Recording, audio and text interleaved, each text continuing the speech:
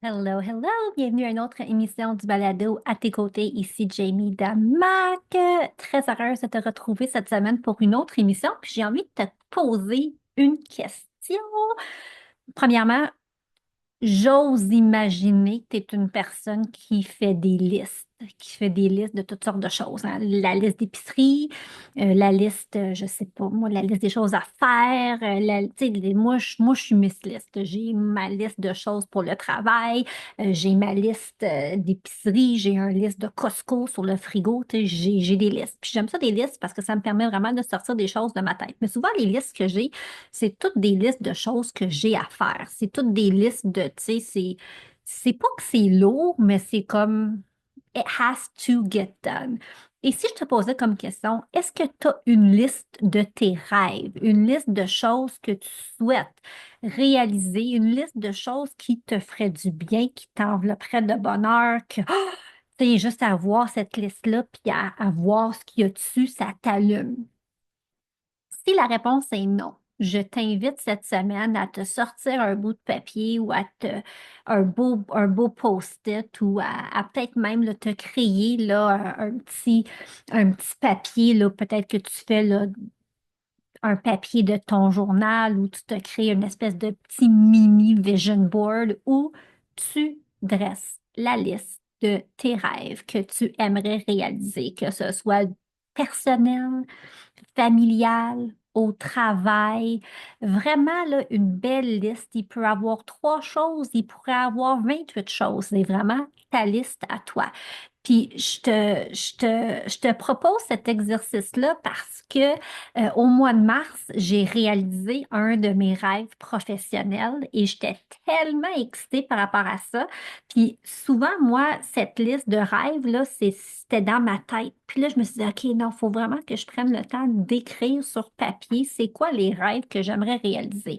Et au mois de mars, j'ai eu, ben, c'est ça, ça fait une couple de fois que j'en parle. Le mois de mars, c'était vraiment un mois plus difficile là, dans notre vie personnelle. Et par rapport au travail, j'ai vraiment diminué ma charge de travail, sauf qu'on m'a approché pour un projet et je savais que ce projet allait tellement me nourrir que je devais dire oui parce que c'était comme un petit rayon de soleil dans un mois de mars qui fut plutôt gris. Et donc, on m'a approché pour faire une chronique télé.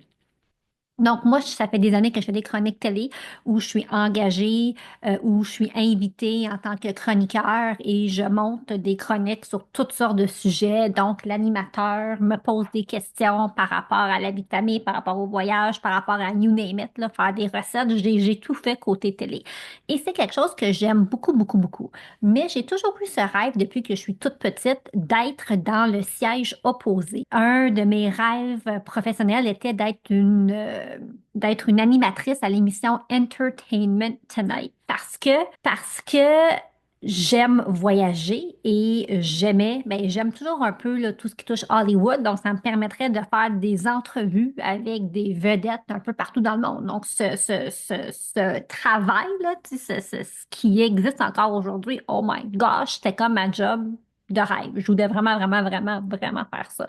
Puis je m'étais dit, et je me dis encore aujourd'hui, je serais bonne à ça, là, tu sais, je serais bonne. Donc, quand j'ai été approchée par Globo Montréal pour animer une chronique pour un client, et j'étais comme, oh my gosh, quoi? Vous voulez que j'aille sur place à l'aéroport pour visiter le nouveau salon Air Canada, puis vous voulez que je pose des questions à la porte-parole? Donc, j'inverse le rôle que j'ai habituellement. J'étais tellement excitée. Si tu me suis sur YouTube, là, je viens de faire le visage d'une fille tellement excitée. Et donc, fallait que je dise oui parce que c'était comme un rêve d'une petite fille qui se réalisait. Donc, j'ai eu la plus belle des journées. Tu sais, quand tu fais quelque chose qui, oui, est du travail, mais qui est vraiment pas du travail, là, j'étais tellement excitée à choisir mon kit.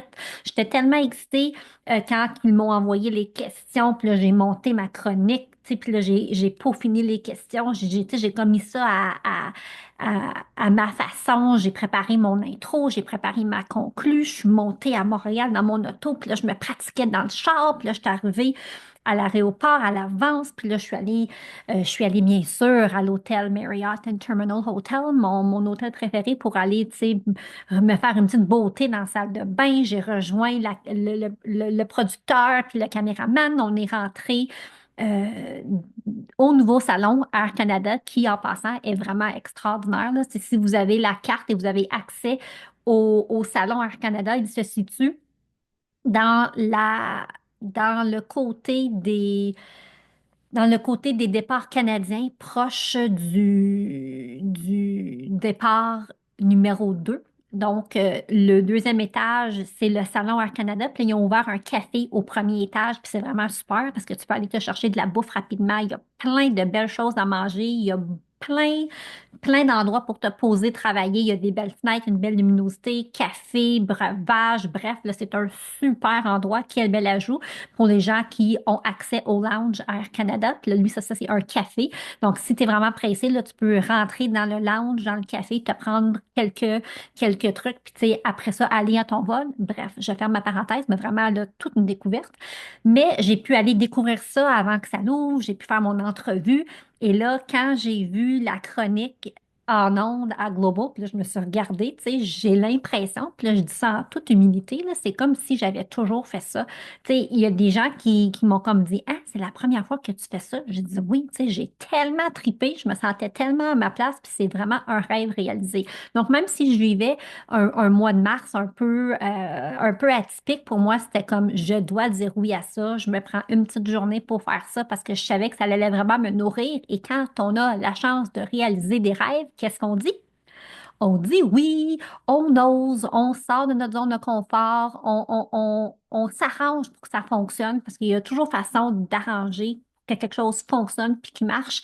Et donc, c'est ça c'est mon petit rêve. En fait, non, mon grand rêve qui s'est réalisé au mois de mars et vivement d'autres réalisations de rêves. Alors, cette semaine, j'avais juste envie de te proposer de faire cette liste. N'attends pas. Puis on a souvent des rêves de petits culs, des rêves d'enfance. Puis ces rêves-là peuvent se réaliser plus tard, même si on se dit, ben voyons, non, ça ne pourra jamais se produire. Puis retourne en arrière. C'est quoi les rêves que j'avais quand que j'étais enfant? C'est quoi ces rêves-là? Puis des fois, même, c'est des choses qui sont tellement anodines ou c'est tellement des choses qui sont facilement réalisables qu'on peut le faire et on peut aller réaliser nos rêves d'enfance. D'ailleurs, il y a un livre, The Last Lecture de Randy Pausch, un livre coup de cœur qui m'a en fait, je pense que c'est ce livre-là qui a commencé vraiment mon avenue dans tout ce qui est développement personnel. C'est un super livre à lire, The Last Lecture de Randy Pausch, parce que justement, il parle de l'importance d'aller retrouver nos rêves d'enfance et de les réaliser.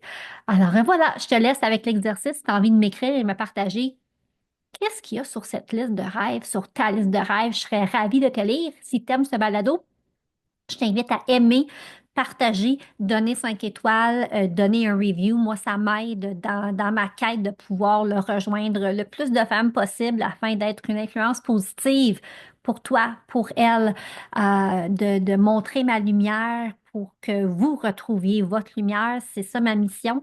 On mérite toute une vie heureuse et épanouie. Puis je pense qu'on mérite d'être entouré de femmes qui veulent nous élever, qui veulent nous enseigner, qui veulent nous écouter, qui veulent nous inspirer et surtout nous influencer positivement. Alors, merci d'être là. On se retrouve la semaine prochaine pour une autre émission du Balado à tes côtés. Bye tout le monde. Merci pour votre temps. Je suis si reconnaissante. Si tu aimes ce balado, je t'invite à venir me rejoindre dans mon groupe Facebook privé Reconnexion féminine et pourquoi pas le partager avec d'autres femmes qui aimeraient les épisodes. On se retrouve la semaine prochaine. Ce podcast est destiné à des fins d'information uniquement et ne doit pas être considéré comme des conseils santé, médicaux, commerciaux, professionnels ou autres. Faites toujours vos propres recherches et consultez des professionnels avant de prendre des décisions.